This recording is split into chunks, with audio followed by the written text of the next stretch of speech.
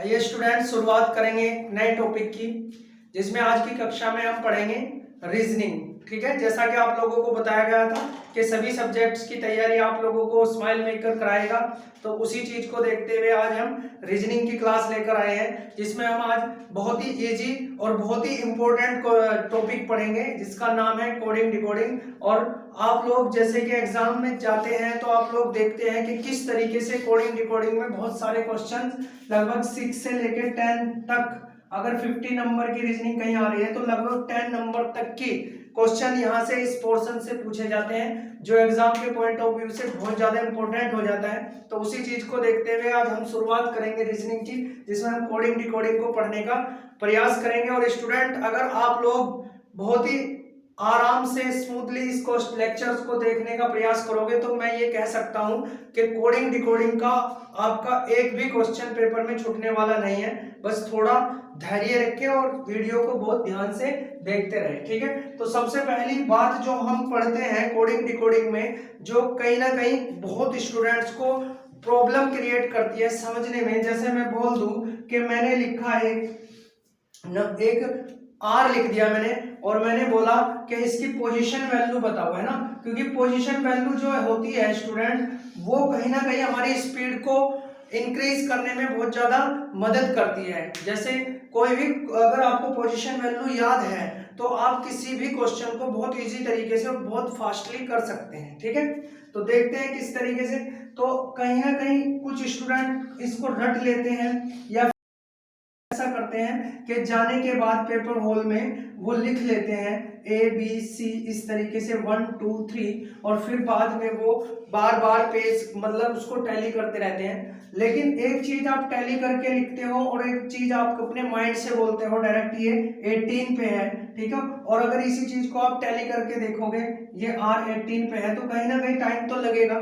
तो ये चीज आपको बहुत इजी तरीके से आज समझाने का प्रयास किया जाएगा यहाँ पे।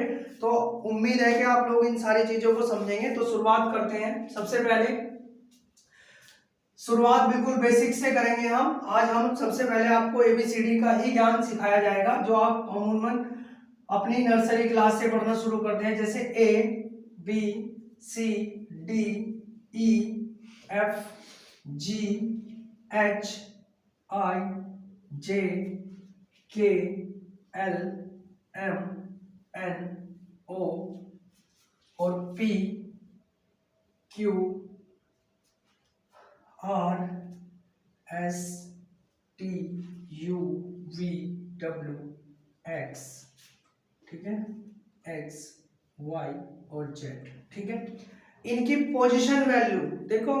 अभी अगर मैं आप लोगों को बात करूं तो बहुत स्टूडेंट ऐसे हैं जिनको इनकी पोजीशन वैल्यू नहीं पता, लेकिन कुछ ज्यादातर स्टूडेंट ऐसे भी हैं जिनको इनकी पोजीशन वैल्यू पता है। कि अगर मैं बात करूं V, तो V कितने नंबर पे है, तो वो बता सकता है कि 22 है ना, 22 नंबर पे है, तो पता है। लेकिन अभी इनको आप देखिए, 2 4 10 मिनट की वीडियो होने दीजिए, उसके बाद आप देखना कि जिन स्टूडेंट्स को नहीं पता उनको भी आज इन 26 लेटर में से, ये 26 लेटर लिखे हैं मैंने A से लेके Z तक, में से लगभग अभी 20 प्लस याद हो जाएंगे। एक दो ऐसा हो सकता है शायद ना हो, लेकिन जब आप इसको रिपीट पढ़ोगे तो वो भी प्रॉब्लम आपकी सोल्व हो जाएगी। ठीक है, तो देखते क्या है हम, करना क्या है, सिर्फ आपको सिर्फ ध्यान से देखना है। तो अगर मैं एक वर्ड नॉर्मली मैं आपको बोलूं कि बताओ आप कि C कितने नंबर पे है, तो नॉर्मली 1 2 3 4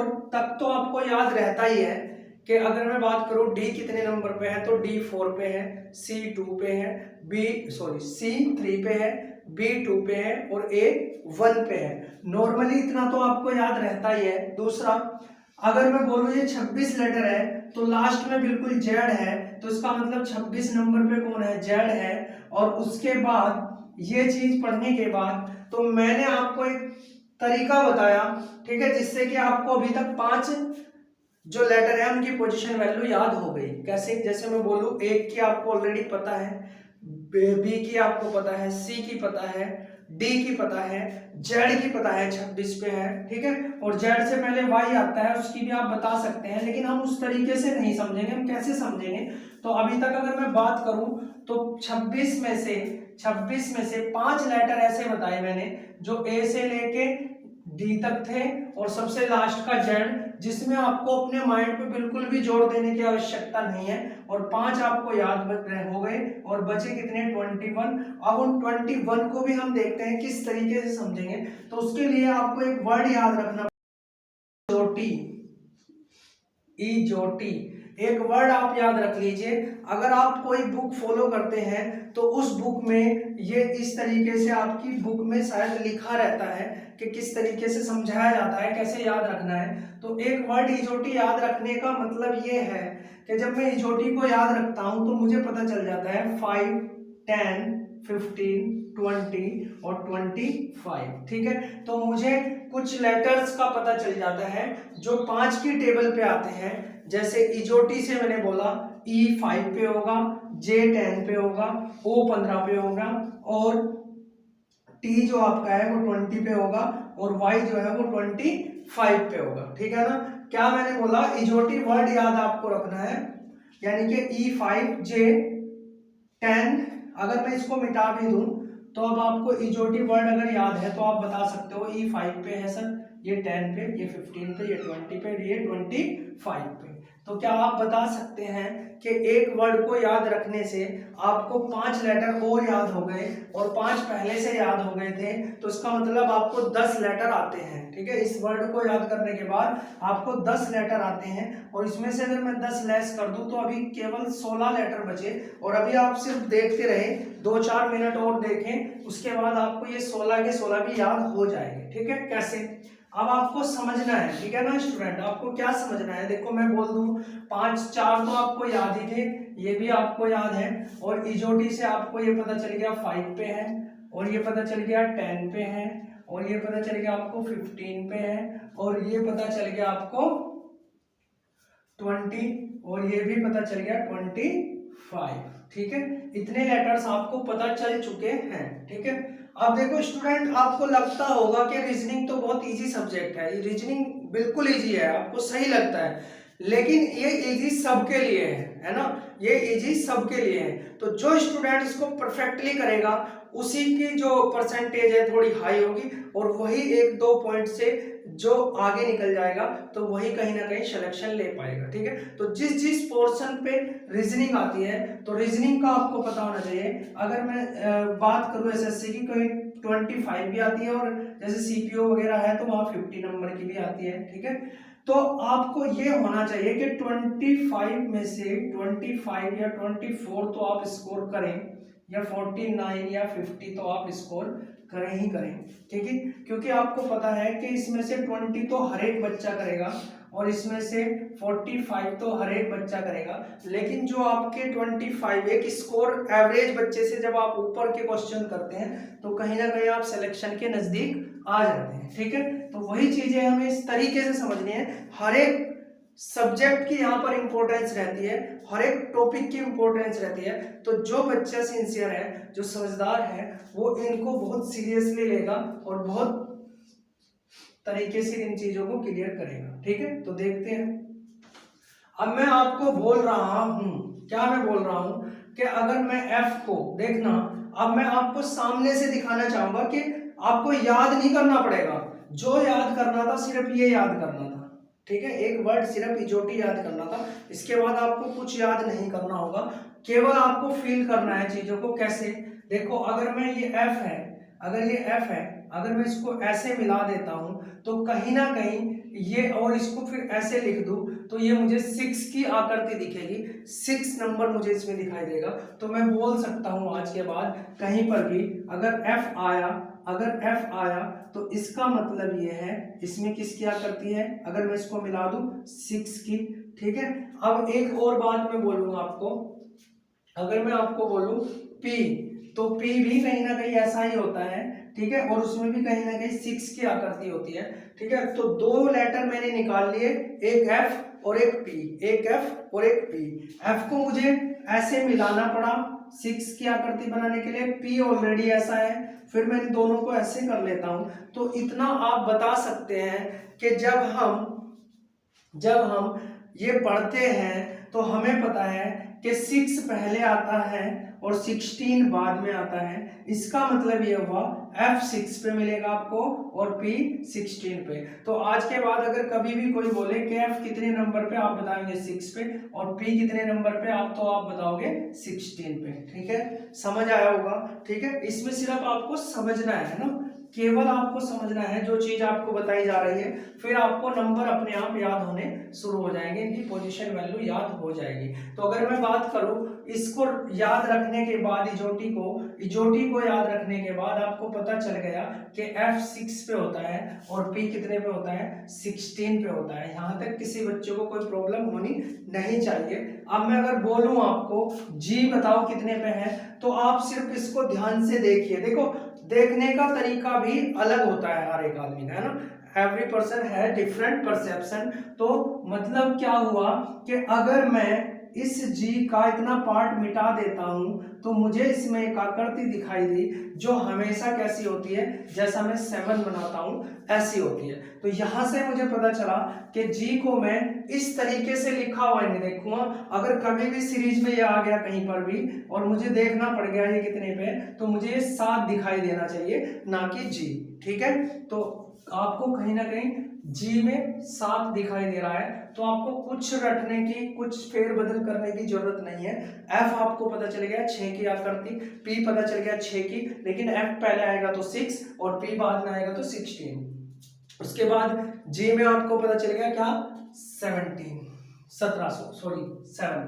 ठीक है, उसके बाद Q को जब मैं लिखता हूं ना, तो Q को जब मैं लिखता हूं तो इस टाइप से मुझे लिखा हुआ दिखाई देता है। तो अगर या तो आप इस तरीके से रख लें कि P के बाद Q आएगा, ये 16 पे, ये 17 पे, या फिर आप इतना समझें कि अगर मैं इस Q का भी सारा पार्ट मिटा देता हूं तो कहीं ना कहीं इसमें भी मुझे 7 की आकृति मिलती है। तो ये किस पे होगा, 7 पे, 16 पे। ठीक है, क्यों मैंने ऐसे बोला, क्योंकि मैं ये बोल रहा हूं ये पहले मैंने F लिखा था, फिर P लिखा था, ये 6 पे था, ये 16 पे, अब मैं G लिख रहा हूं, अब Q लिख रहा हूं, तो दोनों में 7 की आकृति है, लेकिन G पहले आएगा तो 7 और ये बाद में आएगा तो 17। ठीक है, 17। तो इस तरीके से चीजों को समझते चलना है। अब देखते हैं आगे हम बात करेंगे। देखो, H मैं इस तरीके से लिखता हूं, R मैं इस तरीके से लिखता हूं। अगर मैं H को इस तरीके से मिला दूं और R को भी ऐसे मिला दूं तो कहीं ना कहीं मुझे दोनों में 8 की आकृति मिल रही है, लेकिन सभी स्टूडेंट को पता है कि 8 पे H होगा और 18 पे R होगा। तो इसका मतलब मैं बता सकता हूं कि H कितने पे होता है, 8 पे। ठीक है, 8 पे, क्योंकि कहीं ना कहीं इसमें आपको आकृति देखनी है, बस आपको देखना है, इमेजिन करना है कि इसके अंदर हमारी कौन सी इमेज बन रही है। तो 8 पे, तो इसका मतलब R कितने पे बोला मैंने, 18 पे, ये 17 पे था। ठीक है, अब देखो समझो, अगर मैं बोलूं, अगर आप कभी भी कोई सेंटेंस लिखते हैं, आई एम ए स्टूडेंट, तो आप ऐसे लिखेंगे, आई एम ए स्टूडेंट, चलो जो भी है। ठीक है, तो आप आई भी ऐसे लिखते हैं और आप 9 भी ऐसे लिखते हैं, तो इसमें तो कुछ करने की जरूरत ही नहीं, आपको पता चल गया आई जो है वो कितने पे होता है, 9 नंबर पे होता है। आई की जो पोजीशन वैल्यू है, जो प्लेस वैल्यू है, वो कितनी है, 9 है। ठीक है स्टूडेंट, तो इजोटी एक वर्ड आपने याद रखा था कि जे हमेशा 10 पे होता है, तो इसको तो आपको याद है ही ऑलरेडी। तो अब तक आप लोगों को देखो यहाँ तक सारे नंबर्स याद हो चुके हैं, जिसमें साथ ही साथ P और Q भी याद हो चुके हैं। तो अगर मैं अब किसी भी बच्चे को बोलता हूँ, देखो एक चीज और समझ लेते हैं, आई और S को मैं लिखता हूँ, आई और S को लिखता हूँ, तो आई हमें पता चल गया 9 पे है, लेकिन एक 9 और आएगा 19 में। अगर मैं इस S को इस तरीके से मिला दूं तो मुझे इसमें किसकी आकृति दिखाई देगी, इसमें भी मुझे कहीं ना कहीं 9 की आकृति दिखाई देती है। तो इसका मतलब S आज के बाद आपको क्या दिखना चाहिए, 9 दिखना चाहिए, मतलब 19 दिखना चाहिए, और या आई आपको आज के बाद क्या दिखना चाहिए, 9 दिखना चाहिए। ठीक है, इस तरीके से चीजों को करना है। और ये 19 हो गया। ठीक है, अब देखना, J पे 10 पे था J और T कितने पे था, 20 पे। T20 भी आपने पढ़ा होगा, T20 क्रिकेट्स देखते हैं आप, उससे भी रिलेट कर सकते हैं। और वैसे तो आपको पता ही है इजोटी तो टी कितने पे 20 पे होता है, ठीक है। अब देखो यहां से क्या समझना है, आगे क्या समझेंगे देखो। अब मैं बात करता हूं के की।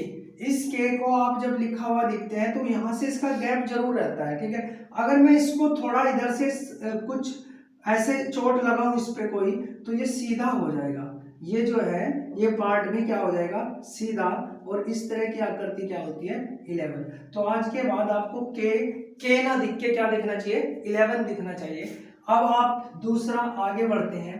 एल में इस तरीके से लिखा हुआ है एल, तो अगर मैं इसको थोड़ा ऐसे कर दूं तो आपको किसकी आकृति दिखाई दे रही है स्टूडेंट, आपको एक आकृति दिखाई दे रही है 2 की। लेकिन इतना आप बता सकते हैं कि 2 मुझे 3 जगह मिलेगा, एक बी पे मिलेगा 2, एक एल पे मिलेगा 2, और एक मिलेगा मुझे बी पे 2, ठीक है। तो आप इतना खुद समझ सकते हैं कि बी स्टार्टिंग में आता है तो 2 नंबर पे, ठीक है। अब मेरे पास 2 जो मिलेगा मुझे या तो 12 में मिलेगा या 22 में, इसके अलावा और कहीं नहीं मिलने वाला। और एल जो है लगभग बीच में होता है तो 12 पे मिलेगा। इतना आपको समझना पड़ेगा कि इसमें 2 की अगर आकृति है तो ये 12 पे है, ठीक है, ये 12 पे है, अब समझना। और वी आपको पता चल गया कितने पे है 22 पे है, ठीक है। वी कितने पे है 22 पे है। वी को अगर याद भी रखना है तो आप इस तरीके से समझ सकते हैं कि V जो है, अगर मैं 2 लाइन इस तरीके से खींचता हूं, ये 2 लाइन खींचता हूं, तब जाके मुझे 2 चीजें मिली। 2 का मतलब बात 2 की आई है, तो 2 की बात 3 जगह आएगी, एक B में आएगी, एक L में मुझे 2 दिखेगा, और एक V में 2 दिख रहा है, 2 लाइनें दिख रही है। तो 2 इसलिए V 22 पे है, क्योंकि लेट है ना, तो 22 पे है, ठीक है। और वो सेम है, ठीक है, अब समझना। आगे देखते हैं। आगे अगर मैं बात करूं अब M और W, अगर मैं इन दोनों को ऐसे लिख दूं तो क्या दिक्कत है, अगर मैं इन दोनों को ऐसे लिख दूं तो कोई प्रॉब्लम यहाँ पे नहीं होने वाली। क्यों? क्योंकि आपको पता है M पहले है तो वो 13 पे होगा, W बाद में है तो वो 23 पे होगा, और एक 3 और मिलता है और वो तो ऑलरेडी C पे है, वो तो सभी को याद भी है, ठीक है ना। तो M हमेशा 13 पे होता है और W हमेशा 23 पे होता है। तो यहाँ से इस तरीके से आप इस चीज को भी टैली कर सकते हैं, ठीक है। ये 23 पे और ये कितने पे था 22 पे, ठीक है। अब देखो इसमें समझना क्या है, अब आगे समझना। अब एक आकृति बचती है n की, n हमेशा ऐसा लिखा जाता है। अगर मैं इसको अपोजिट करके ऐसे लिख दूं, अगर मैं इसको अपोजिट करके ऐसे लिख दूं तो कहीं ना कहीं आपको इसमें 4 की आकृति दिखाई देती है। और 4 की आकृति तो किस पे थी, d पे, या फिर किस पे थी x पे, x 24 पे होता है, ठीक है। वो भी मैं बताऊंगा, कोशिश करूंगा समझाने की, ठीक है। तो d का तो आपको पता ही है, और n का आपको पता चल गया 14 पे, क्योंकि इसमें किसकी आकृति है 14 4 की, ठीक है। इजोटी से आपको याद है, इजोटी से आपको याद है कि O 15 पे आता है, O कितने पे आता है 15 पे, और ये P पता चल गया था 17, ये 18 पता चल गया था, ये 19, ये 20। एक वर्ड आपको बस याद रखना है U, और U आता है T के बाद, T के बाद आता है U, और T अगर 20 पे है तो U होगा 21 पे, और V में आती है 2 ये लाइनें, तो 2 लाइनें हैं तो इसका मतलब 2 की बात हो रही है, लेकिन V काफी दूर है इसलिए ये 22 होगा, ठीक है। L में भी 2 है लेकिन L बीच में है लगभग, तो ये 12 पे होगा। B में भी 2 है, वो तो आपको पता ही है, ठीक है। तो इस तरीके से ये किस पे आ जाएगा 21 पे, U 21 पे आ गया। इजोटी से आपको याद है कि y 25 पे आएगा, और ये तो आपको याद ही था 26 पे आएगा। अब बात x की आ जाती है। अगर मैं x की बात करूं तो मुझे कहीं ना कहीं अगर मैं बीच में से काट दूं तो 4 लाइनें दिखाई देती है, 4, और 4 की बात अगर हुई है तो 4 की बात तो n में भी हुई थी जब मैंने उल्टा करके लिखा था, और 4 की बात d में भी हुई थी। तो d का आपको पता है ये 4 पे होता है, और n होता है 14 पे, और ये x बहुत लास्ट में है तो ये होगा 24 पे, ठीक है। स्टूडेंट इस तरीके से सारी चीजों को हम समझेंगे, ठीक है। और सारी चीजें समझने के बाद अब मैं जब आपको डायरेक्ट बोलूंगा कि आप बताएं r कितने पे है, तो आप बताओगे कि सर r में मुझे 8 की आकृति दिखाई देता है, 8 की आकृति दिखाई देती है, ठीक है। लेकिन r इतना दूर है कि वो 8 ना होके 18 होगा। क्यों? क्योंकि 8 पे क्या था h था, h में भी मुझे 8 की आकृति दिखाई दे रही थी। अब कंफ्यूजन कहाँ होता है, अगर मैं बात करूं क्यू की, तो क्यू में कहीं ना कहीं आपको 7 की आकृति दिखाई देती है, और लेकिन 7 की आकृति तो मुझे जी में भी दिखाई देती है, लेकिन जी इतना पहले होता है कि उसे मैं 7 बोल सकता हूं, और क्यू इतना दूर होता है कि उसे मैं 17 बोल सकता हूं। और 7 और 7 17 और 7 के अलावा हमारे अल्फाबेट में 7 की आकृति नहीं होती, क्योंकि केवल हमें 26 तक काउंट करना होता है, 27 तो है ही नहीं, तो इसलिए कोई कंफ्यूजन नहीं है। उसके बाद मैंने बात करी थी आई और एस की, आई और एस की। एस आई मुझे पता है 9 है, और एस को अगर ऐसे मिला दूं तो कहीं ना कहीं इसमें भी 9 की आकृति, तो इसका मतलब ये 19 पे होगा। ठीक है, इस तरीके से चीजों को समझना है। यू को याद रखना है कि टी के बाद था, टी के बाद यू आता है, जबकि इजोटी से याद है या T20 से भी याद है कि 20 पे होता है, और इसके बाद 21 होगा। ठीक है, वी का मुझे पता है, वी में 2 लाइनें थी तो 2 की बात हुई थी, तो ये 22 पे होगा, क्योंकि वी इतना दूर है जो एल से दूर है, और एल 12 पे था। ठीक है, इस तरीके से करना है। ठीक है,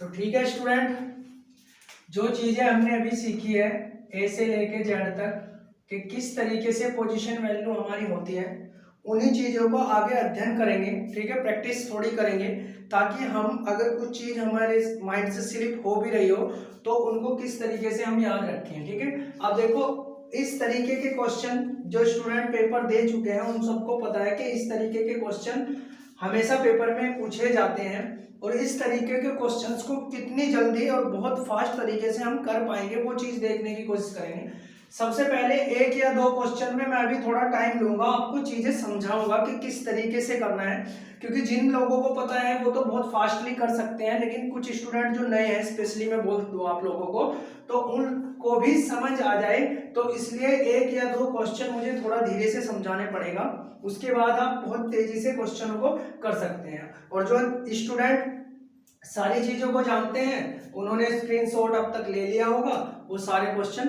कर भी लेंगे, है ना। तो ठीक है, देखते हैं सभी को, जिन स्टूडेंट को समझना है वो यहां से समझे कि इसने लिखा है MAYOR, इसको इसने NBZPS लिखा है, तो उसी तरीके से इसको क्या लिखेगा।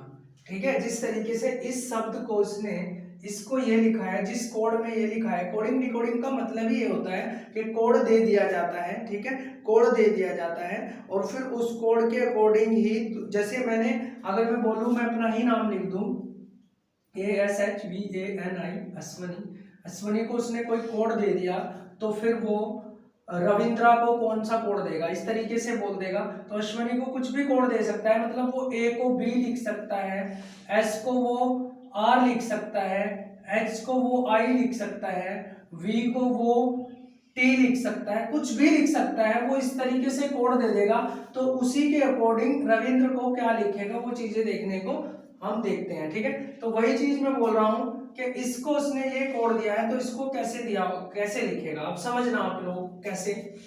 तो आपको पता है अब तक आपको, अब आपका जो नॉलेज काम आती है कि पोजीशन वैल्यू।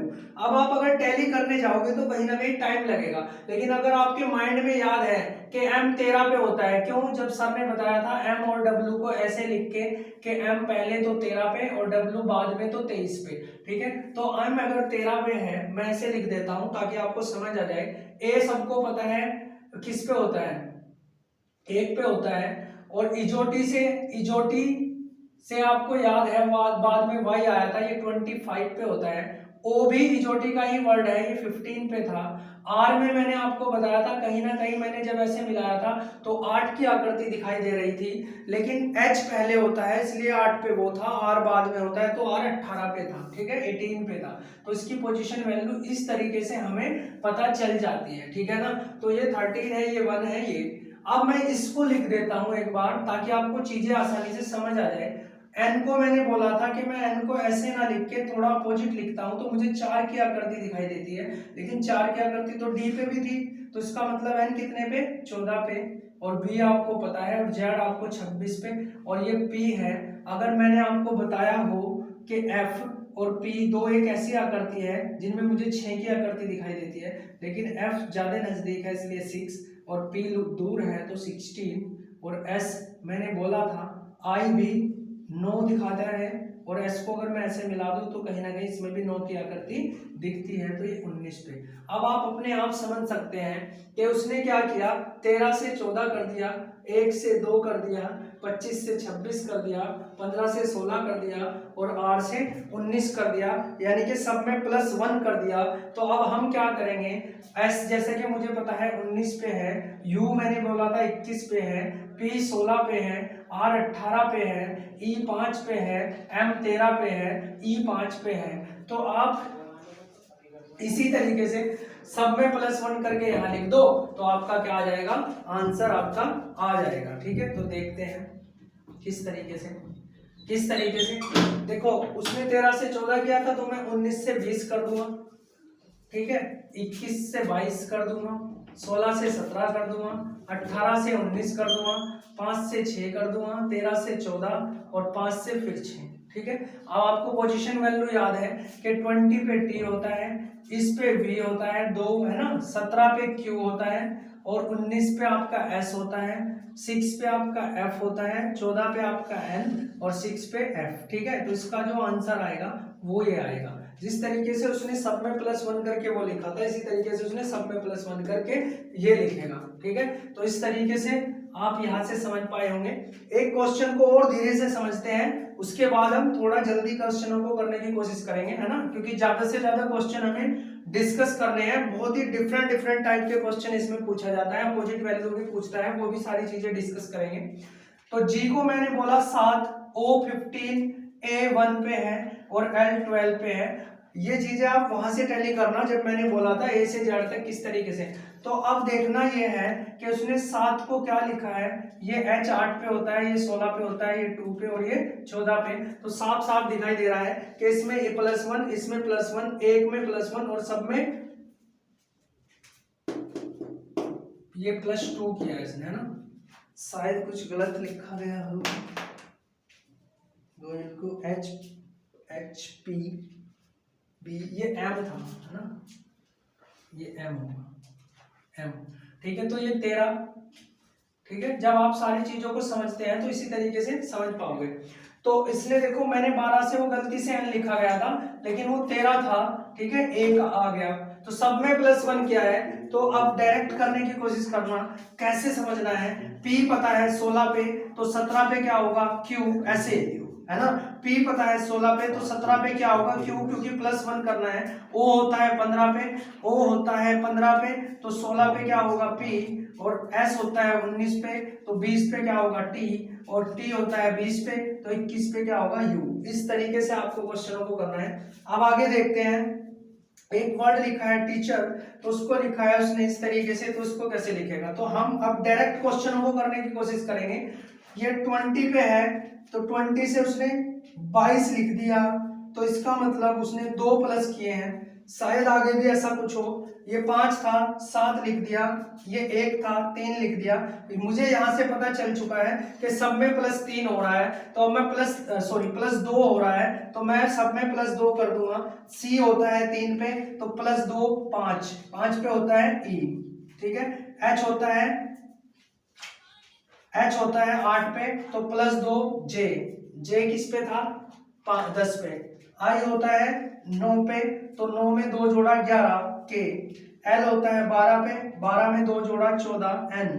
D होता है 2 पे, 2 में 2 प्लस करोगे तो 4, 4 पे क्या आएगा, सॉरी, D होता है 4 पे, और उसमें 2 प्लस करोगे तो 6 आएगा, और 6 पे F है।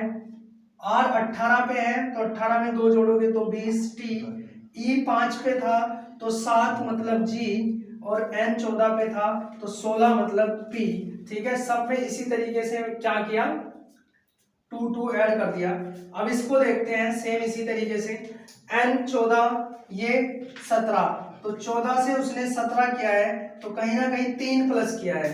O कितने पे है, 15 पे, और 15 से उसने 18 किया, 3 प्लस।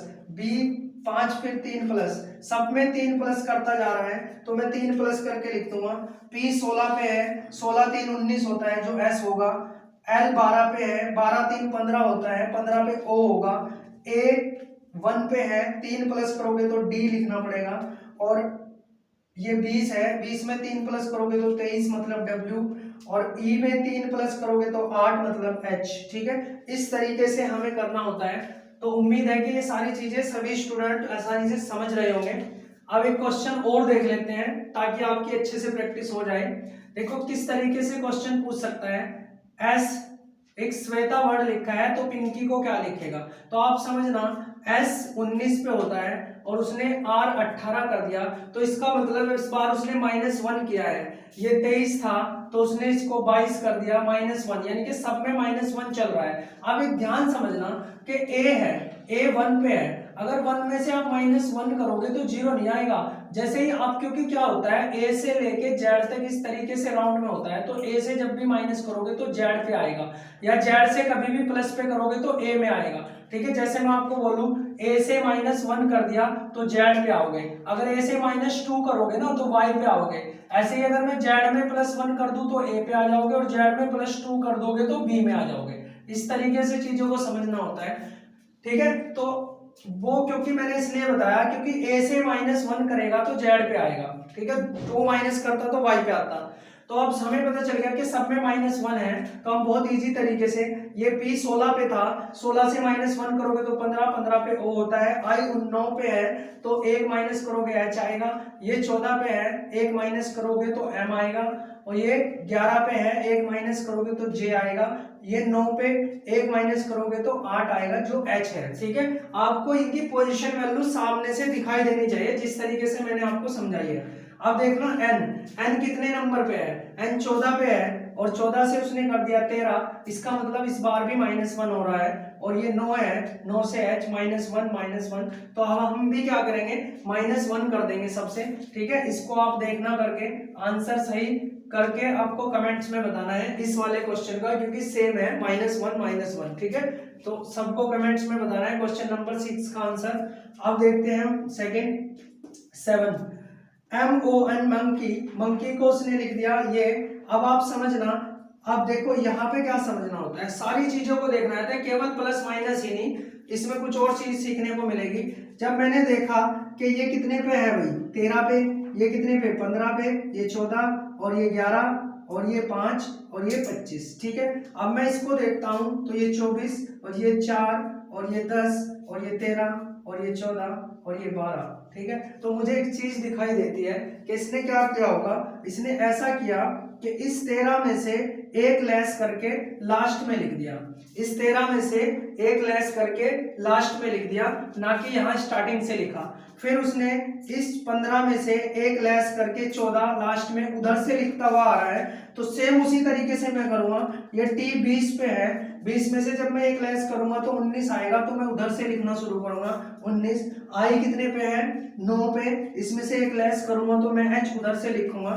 जी 7 पे है, 7 में से एक लेस करूंगा तो एफ यहाँ आएगा। ई 5 पे है, एक लेस करके डी आएगा, और आर 18 पे है, उसमें से 1 लेस करके कितना आएगा क्यू, यानी कि 7 आएगा। तो इस तरीके से चीजों को लिखना है, ठीक है ना। या फिर इसी चीज को आप ऐसे भी समझ सकते थे कि इस y को, ये सबसे लास्ट का y है, ये 25 था, इसमें से एक लेस करा 24, उसने इधर से लिखना शुरू कर दिया।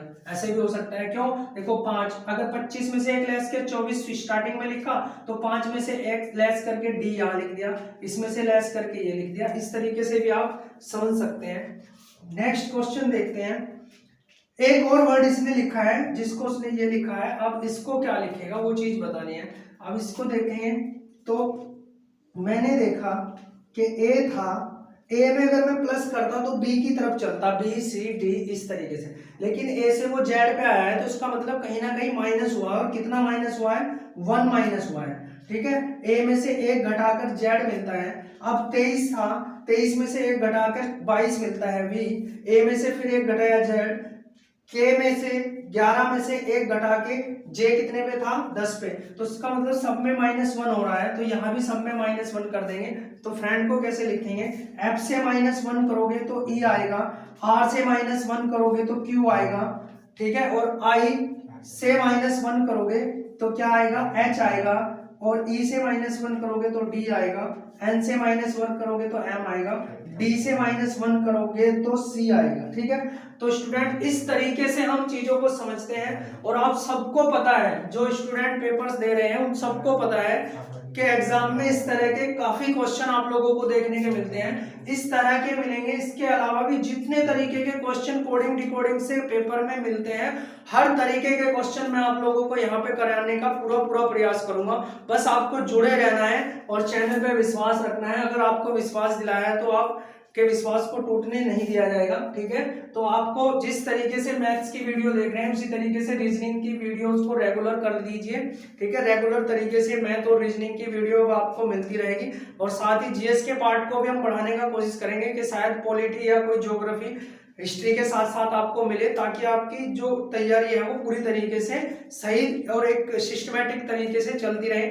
और स्टूडेंट, जैसा कि आप लोगों को पता भी होगा, नोटिस मिल चुका होगा कि जिन स्टूडेंट्स ने हमारे चैनल को सब्सक्राइब किया है उनके पास नोटिस पहुंच चुका होगा कि 6 से लेके 12 तक की जो हमारी एकेडमिक क्लासेस है वो शुरू हो चुकी है और वीडियोस डलनी शुरू हो गई है। और आप लोगों के घर में जितने भी बच्चे हैं जो शिक्षा से दूर जा चुके थे, आप उनको मूव कराएं दोबारा से एजुकेशन की ओर और उनको दिखाएं कि किस तरीके से आप घर पर रहकर भी सुरक्षित तरीके से सारी तैयारी कर सकते हैं। तो ठीक है, मिलते हैं अगली वीडियो में, तब तक के लिए गुड बाय।